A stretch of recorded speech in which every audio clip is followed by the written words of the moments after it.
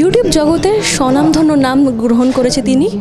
Thriller land তার channel, 2 লক্ষর উপর তার ইউটিউব পরিবার। তিনি আর কেউ না, রণদীপ নন্দী। চলে যাব সরাসরি তার কাছে। নমস্কার স্যার, স্বাগত।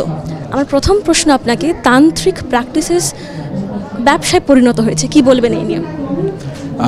তান্ত্রিক প্র্যাকটিসেস ব্যবসায় পরিণত হয়েছে, এটা এই শব্দবন্ধটার সঙ্গে আমার একটু আপত্তি আছে। আসলে আমি এভাবে জিনিসটাকে দেখি যে তন্ত্র একটা গল্পের কাঠামো হতে পারে না। একটা গল্পের কাঠামো প্রেম হতে পারে, একটা গল্পের কাঠামো রিভেঞ্জ স্টোরি হতে পারে, একটা গল্পের কাঠামো ভৌতিক গল্প হতে পারে, বা জীবন দর্শনের গল্প হতে পারে, যেটা আমরা তারানাথ তান্ত্রিকের বিভিন্ন গল্পে দেখে এসেছি।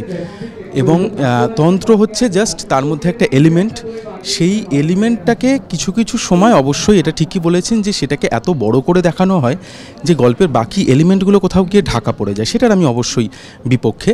কিন্তু আমার মনে হয় এই ব্যাপারটা কোলাইড করার কোনো প্রশ্নই ওঠে না। গল্প এক জায়গায় এবং তন্ত্র আমরা জাস্ট ওটা একটা গল্পের একটা পার্ট বা একটা গল্পের এলিমেন্ট হিসেবে আমরা ইউজ করতে পারি তন্ত্রকে। তৃতীয় প্রশ্ন, আপনার থ্রিলার ল্যান্ডের যেই কন্টেন্ট বা যা আপনি করেন, তার মধ্যে সাহিত্য কতটা লুকিয়ে আছে? সাহিত্য লুকিয়ে নেই, পুরোটাই সাহিত্য। ব্যাপারটা হচ্ছে, ধরুন আপনি একটা গল্প পড়ছেন, আলটিমেটলি তো হচ্ছে একটা গল্পকে কনজিউম করা, তার মিডিয়া চেঞ্জ হতে থাকে।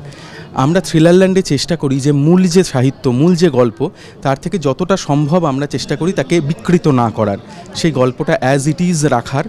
তার জন্য যেটুকু স্ক্রিপ্টের প্রয়োজনে যেটুকু চেঞ্জ করার দরকার শুধু ওইটুকুই চেঞ্জ করা হয়।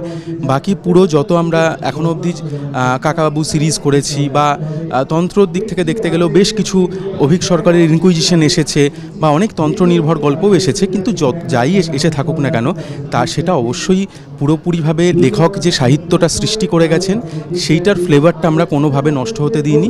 শুধু মিডিয়ামটা পাল্টেছে, আপনি গল্পটা পড়ছেন, সেই জায়গায় আপনি হেডফোনে গল্পটা শুনছেন, ব্যাস এইটুকুই পার্থক্য। বইমেলা নিয়ে কোনো পুরনো জড়িত স্মৃতি? ভীষণ রকম। ছোটোবেলায় বাবা মায়ের হাত ধরে বইমেলায় আসা, বইমেলায় ঘুরে ঘুরে বই কেনা, এখনও সেই দিনগুলো মনে পড়লে মনে হয় এই তো সেই দিনের কথা। তো মানে এর আগে আমি ময়দানের বইমেলা দেখিনি, দেখার সৌভাগ্য হয়নি, কারণ আমি মফস্বলের ছেলে, অনেক দেরিতেই এখানে এসেছি।